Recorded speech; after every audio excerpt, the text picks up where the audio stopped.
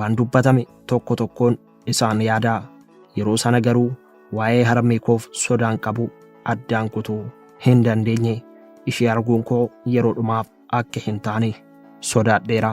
Torbanoota hedduu booda iddoon dhagaa soofuu yommuun deebi'u teelegiraamii naaf ergame tokko akkan fudhadhu natti himame.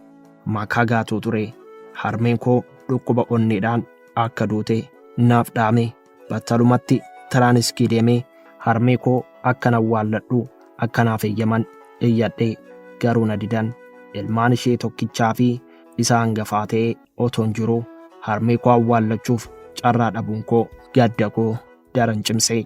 Caamsaa 12 bara 1969 ganama bariidhaan mana keenya isa Orlaandoo jiru keessa rafaa utuu jirtu poolisiin Wiinii hirribarraa kaasee labsii farra jeequmsaa sana sababeeffachuun ishee hidhe.